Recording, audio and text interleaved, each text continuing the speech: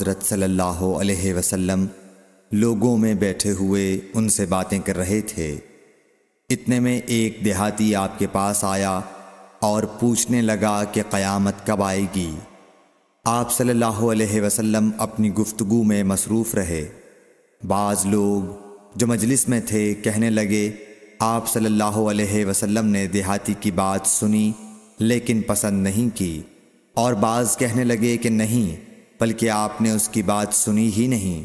جب آپ اپنی باتیں پوری کر چکے تو میں سمجھتا ہوں کہ آپ صلی اللہ علیہ وسلم نے یوں فرمایا، وہ قیامت کے بارے میں پوچھنے والا کہاں گیا؟ اس دیہاتی نے کہا، حضور میں موجود ہوں۔ آپ نے فرمایا کہ جب امانت ایمانداری دنیا سے اٹھ جائے تو قیامت قائم ہونے کا انتظار کر۔ اس نے کہا، ایمانداری اٹھنے کا کیا مطلب ہے؟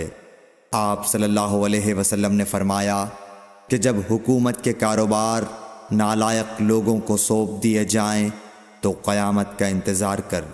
صحیح بخاری حدیث نمبر 59۔ عبداللہ بن عمرو نے کہا کہ ایک سفر میں جو ہم نے کیا تھا، حضرت صلی اللہ علیہ وسلم ہم سے پیچھے رہ گئے، اور آپ صلی اللہ علیہ وسلم ہم سے اس وقت ملے جب عصر کی نماز کا وقت آن پہنچا تھا۔ ہم جلدی جلدی وضو کر رہے تھے، پس پاؤں کو خوب دھونے کے بدل ہم یوں ہی سا دھو رہے تھے۔ یہ حال دیکھ کر آپ صلی اللہ علیہ وسلم نے بلند آواز سے پکارا، دیکھو ایڑیوں کی خرابی دوزخ سے ہونے والی ہے۔ 2 یا 3 بار آپ صلی اللہ علیہ وسلم نے یوں ہی بلند آواز سے فرمایا۔ صحیح بخاری حدیث نمبر 60۔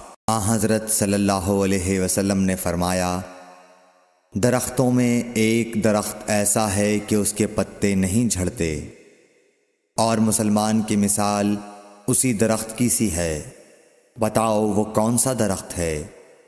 یہ سن کر لوگوں کا خیال جنگل کی طرف دوڑا۔ عبداللہ رضی اللہ تعالی عنہ نے کہا، میرے دل میں آیا کہ وہ کھجور کا درخت ہے، مگر میں اپنی کم سنی کی شرم سے نہ بولا۔ آخر صحابہ نے حضرت صلی اللہ علیہ وسلم سے پوچھا کہ وہ کون سا درخت ہے؟ آپ نے فرمایا، وہ کھجور کا درخت ہے۔ صحیح بخاری حدیث نمبر 61۔ حضرت صلی اللہ علیہ وآلہ وسلم ایک بار مسجد میں بیٹھے ہوئے تھے۔ اتنے میں ایک شخص اونٹ پر سوار ہو کر آیا اور اونٹ کو مسجد میں بٹھا کر باندھ دیا۔ پھر پوچھنے لگا، بھائیو تم لوگوں میں محمد کون سے ہیں؟ حضرت صلی اللہ علیہ وسلم اس وقت لوگوں میں تکیہ لگائے بیٹھے ہوئے تھے۔ ہم نے کہا، حضرت محمد صلی اللہ علیہ وسلم یہ سفید رنگ والے بزرگ ہیں جو تکیہ لگائے ہوئے تشریف فرما ہیں۔ تب وہ آپ سے مخاطب ہوا کہ اے عبد المطلب کے فرزند، آپ صلی اللہ علیہ وسلم نے فرمایا، کہو میں آپ کی بات سن رہا ہوں۔ وہ بولا، میں آپ سے کچھ دینی باتیں دریافت کرنا چاہتا ہوں، اور ذرا سختی سے بھی پوچھوں گا تو آپ اپنے دل میں برا نہ مانیے گا۔ آپ صلی اللہ علیہ وسلم نے فرمایا، نہیں، جو تمہارا دل چاہے پوچھو۔ تب اس نے کہا کہ میں آپ کے رب اور اگلے لوگوں کے رب تبارک و تعالی کی قسم دے کر پوچھتا ہوں، کیا آپ کو اللہ نے دنیا کے سب لوگوں کی طرف رسول بنا کر بھیجا ہے؟